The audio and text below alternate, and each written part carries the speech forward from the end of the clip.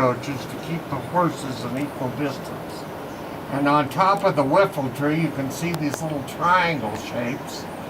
And those triangles swivel, and they've got little points, little metal points on the top of them that move up and down slightly, 108 times a second, to keep the mirror in perfect figure. If that mirror moves as much as a millionth of an inch, it's out of figure. That's 1/2000th of the diameter of your hair. So now you're going to get to see it move. This is a big privilege because there's only 2 telescopes in the whole country that you can go into and see move. And this is the biggest one, of course. So anybody want to guess what the temperature in here is? No guesses? 32. It's about 32 degrees. It's about 2 degrees centigrade below what they think it will be tonight. It will be almost freezing. So it's directly freezing. Both of these buildings are domes for Keck 1 and Keck 2 are refrigerated. Anybody want to guess why? Mirrors don't fog up or something? What? Mirrors fog up, the mirrors? Very good. That is the main reason. These mirrors will deform slightly, but they've got a material called zero door, which has a zero coefficient of expansion. However, if they fog up, it can take hours to get the fog off. And at $5,000 an hour, we want to operate this telescope. Therefore, we pay $1 million a year for the electric bill for refrigeration of both of these units.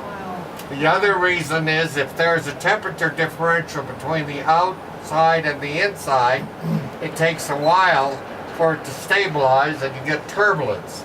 And the reason we're up here is to avoid turbulence. So you will notice the mounting on the side. This is separate from what the telescope's on. There's a pier inside here, separate from the building, that goes down 60 feet. Do you know why the pier? Anybody? What do skyscrapers have? Foundation. They have piers. They go down into the ground for the same reason. 2 reasons. The wind, but more importantly, the earthquakes. And we're on a volcano, which has hundreds of smaller quakes a day. And the slightest jiggle, because the field of view on this telescope is so small, will goof up the picture. So you'll notice the stain on the side of this outer sleeve here. Anybody know what that's from? Antifreeze. What? Antifreeze. It's from the, it didn't bleed, it's not a vampire. What it is hydraulic fluid. The first telescope to be mounted this way was on Mount Wilson, and then of course the Palomar telescope. Now as you look at the telescope here, you can see the thin mirrors and you can see the segments.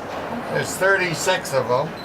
Light hits the primary mirror, goes up to the secondary up there, bounces back. There's a center piece called the nascent focus with a mirror that goes from side to side, because in those buildings are special cameras. So you could put a camera on the top, which is called the prime focus. You could put a camera or a spectrograph on the bottom, which is called the Cassegrain focus. You could put cameras on both sides, which is called the Nessa focus.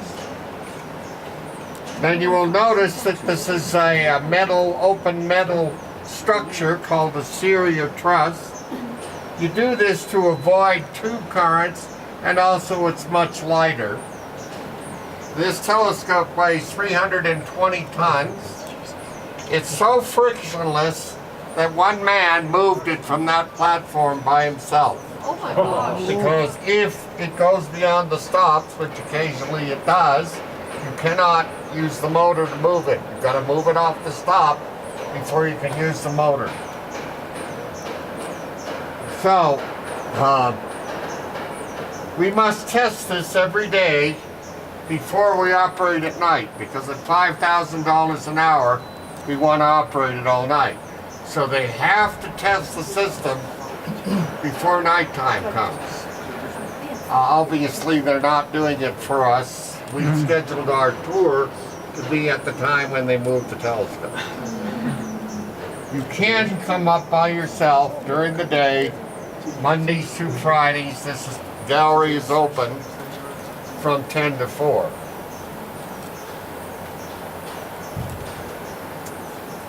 Now we have what we call active optics, which adjusts the mirror, the segments. And then we have, of course, adaptive optics, which is the little mirror in line with the camera on one of the buildings there. And it adjusts up to 1,200 times a second. And it has little pins in it too, it has little electric adjusters in it.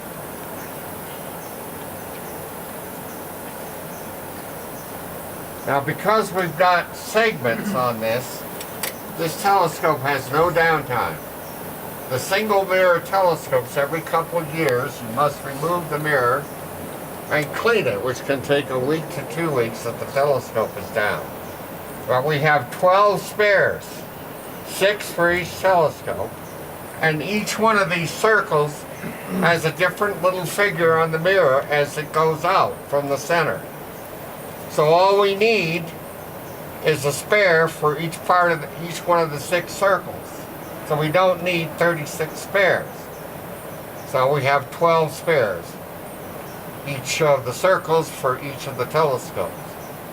And we normally do both telescopes once every 2 years. Now at night, sometimes we will have wind up here. The wind will stir up the light volcanic ash. It will blow in the building, and of course it'll get on the mirror. So, anybody curious as how do we clean the mirror without taking it off? Any curiosity? No, we don't use Windex. What we use is carbon dioxide. You know, the extinguishers for fires, electrical fires. They have a crosswalk, and they've got clean suits. They go on the crosswalk and they spray the CO2 on the mirror. And then when it comes off, it brings the material with it. They do this every 3 days. We normally have anywhere from 8 to 12 people during the day for maintenance, equipment testing, getting the equipment ready for the evening. In the evening, we have about 6 people every night. We have 2 operators per telescope. At altitude, we need backups. If they come into work here, day or night, there's always someone else with you. And then we have a technician, because we don't want a couple hours downtime for somebody to come from Hilo. Well, they will come from Waimea. Up here. The Keck telescope has a staff of 150 people. It's $20 million a year to pay salaries and maintenance fee. The telescopes, each one, this one costs $100 million. The other one costs $80 because they've done the engineering already for this one. Originally, they planned on 1 telescope. When they came up here and they had 6 segments, which was bigger than the Hale telescope, the pictures were better than anything they've gotten on the planet. So they went back to the Keck Foundation. The guy was an amateur astronomer and very much into science, and of course he was an oil tycoon. And so he funded a lot of science projects, so he said yes. And if you have 2 telescopes, you can combine them for what's called interferometry, and the telescope for resolution, that's not how much light you gather, but how fine you see the detail, goes up at the diameter of the mirror. So if you combine 2 mirrors and you separate them by 80 meters, the telescope doesn't think it's a 10-meter telescope. It thinks it's an 88-meter telescope. So you get 9 times the resolution. Well, this telescope's already 4 times the diameter of the Hubble Space Telescope. So 4 times 9 means you got 36 times the resolution of the Hubble Space Telescope.